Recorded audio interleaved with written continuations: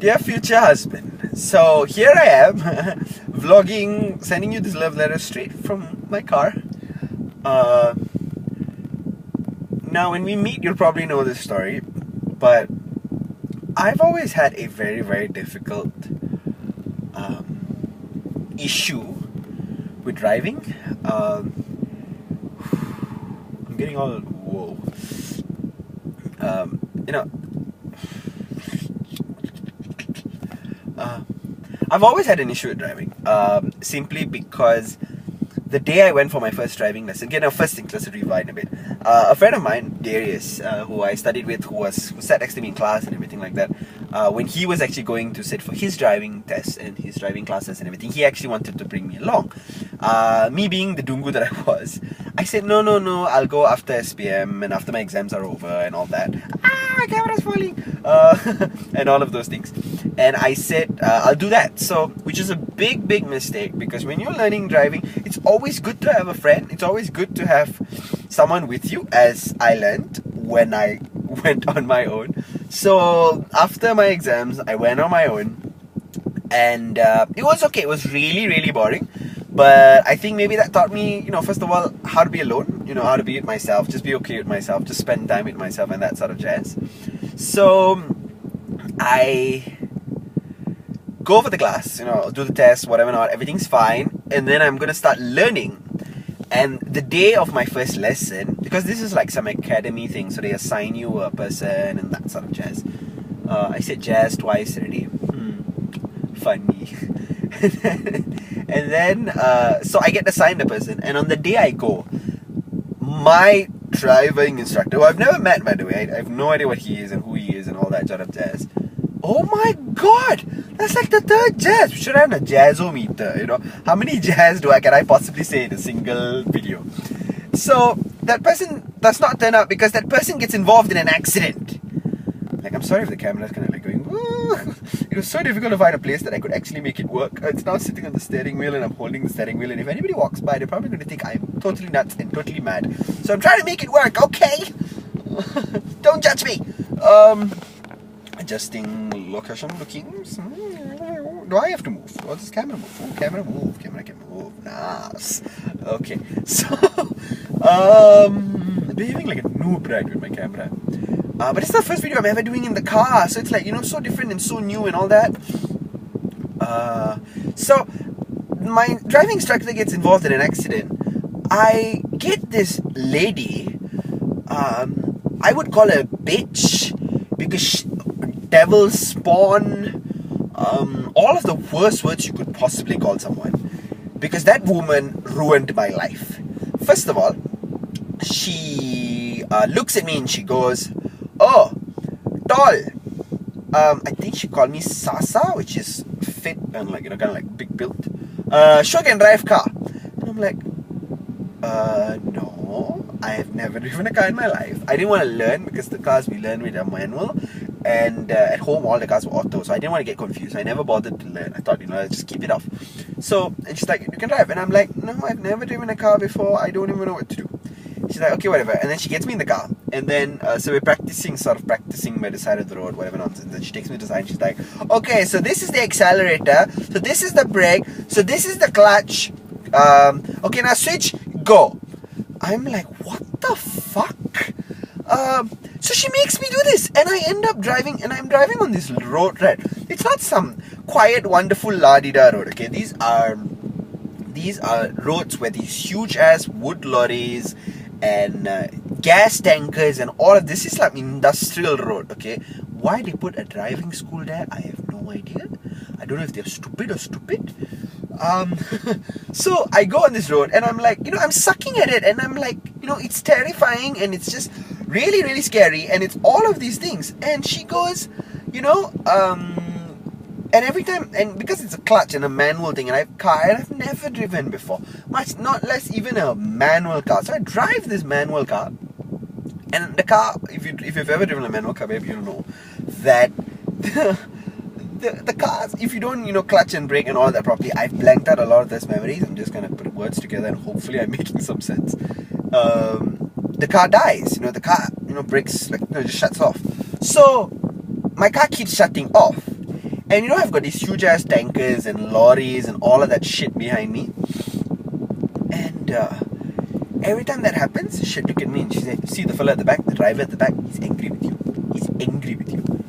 I'm like, bitch, I don't even know how to drive this car. You don't give me more stress. I'm going to kill you. But obviously, you know, now looking back, I can see all of those things. At that point of time, I was just like, I want to go back home. So we go, and then eventually she's unhappy with the way I hold the steering wheel. And she stops me at the side of the road and keeps making me, you know, play with the steering wheel and move with the steering wheel and do all that shit. And, oh, I didn't use jazz. So she makes me do all of those things. And every time I get it wrong, she would whack my hand. Sorry, I know the camera is behaving like a cray a bit because, you know, it keeps moving and I'm talking. You know, I can't talk without using my hands. So and she keeps knocking my hand. She'll like, you know, whack and she'll whack and she'll whack. And that's pretty messed up, let's be honest, okay? So as we continue driving, this is like, I think a 2-3. It felt like ages. It felt like an entire day had passed by. It felt the sun had crossed the moon. It felt we'd done an entire orbit around the moon, or the moon had done an entire orbit around us. See, I'm you know, recounting like this traumatic experience, and my brain is going out of the window. So she does all of these things, and I'm so sorry if the camera is shaky because I'm just trying to figure out a way to make it work and still talk and still be normal and all of that things. I nearly said jazz. So I do all of these things, and then we start driving. We continue driving. It felt like forever lah. And what the hell was that? I'm pretty sure it was a dinosaur. But anyways, so we do all of those things, and it's really traumatizing, and it's scary. And it starts to rain, and I know at one point I can vividly remember this moment where we were crossing this bridge. This is the bridge that crosses this river, and I was this close to driving off that bridge. I was like, you know what? I'm gonna commit an act of kamikaze. I'm gonna kill myself. I'm gonna kill her and make the world a better place. I will make the world a better place. I don't do it, of course. Or am I a ghost? I don't do it. So then my parents picked me up, and I remember them asking me, you know, like, how was it? And I'm like, I'm gonna take public transport for the rest of my life. Because I am so terrified, I am so scared of driving that I never want to drive a car again. So fast forward to maybe a year later, we move to a new place, and so we get a new driving instructor. So this driving instructor, I don't know why my car is making a lot of noise. Hello? Baby? Are you okay? Why are you making weird sounds? Wait, let's see. Oh my god, what did I just do? Oh, I shut off the engine. Then I'm gonna no! Okay. Not good shutting off engine, because then I got no aircon. What is this? Sounds! Oh, okay, seatbelts. Okay, good car. Oh my god, this is officially like my craziest love letter to you. So, I get a new driving instructor, and I hold back a lot of things. I don't tell him this is what happened with me. I don't share how stressed up I am. I don't share how traumatic the whole thing has been. So because of that entire experience, I have a brake syndrome. Like, I don't let go of the brake, which, if you know, can get a bit confusing, you know, brake, clutch and everything if you're learning a manual car. And so I keep having these problems, and my driving instructor, this new guy, is getting a bit confused and a bit irritated with me for, like, you know, why can't you let go of the brake? What is wrong with you? That sort of thing. So I eventually quit him too. And then I decide, many years later pass, and my grandparents decide to take control, and they're like, you know what? You need to drive. So they get me a new driving instructor, someone who helped my aunt, who was involved in an accident and never drove for many years. He managed to get her to start driving again, and now she drives like an F1 driver, like a race car driver, and she zooms everywhere. So they had good hope that he would be able to help me. So I ended up going with him. He's really good. I tell him all of my stories. I tell him exactly what happened. So he's like, you know what, that lady's an idiot. And I totally agree. Like, I mean, if I still remember what she looked like, now that I'm driving, or even if I wasn't really driving anybody's, if I wasn't driving my own car, I would drive a car, ram her down, and just to make sure, roll over her several times, to make sure she died. You know, I'm doing my part for the world. Okay? That's what I would do. So I end up getting this new guy, and he's really good. So what he does, which is very different, is he plays music in the car. He plays, like, you know, music, so I sing along. I kind of like, just music kind of makes me feel like I entered this good zone. Music's always felt that way to me. So he ends up helping me to sort of overcome it. I failed my first test. I make like a really, really bad turn, and the guy fails me immediately. Like, I think I nearly killed this. But then I passed the second round. But because of everything that happened, because of all that happened, this is officially also my longest love letter to you. Because of everything that happened, I am ridiculously scarred. So I don't drive for a very, very long time. And then finally I get my own car because, my dad's car is really big, and so I kind of have like a phobia driving the car because, I learned in a... Oh, sorry. Ooh, I hope you don't get a headache. Bear with me, please. So, I find my dad's car is really huge, so I'm not really comfortable because I learned with a really, really small car. So I've been saying, if a small car, I could possibly make it happen, I could possibly drive and that sort of thing. So I end up getting my own car, which is really, really small. And so I end up getting my own car, it's really, really small.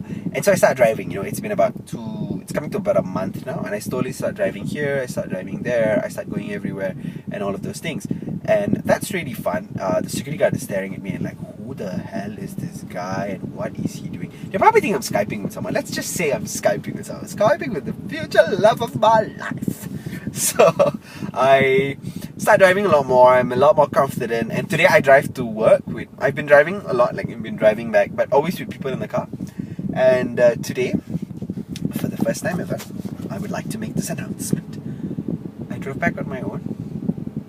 And entirely on my own. I mean, I had music blaring and I was singing along and I had the time of my life.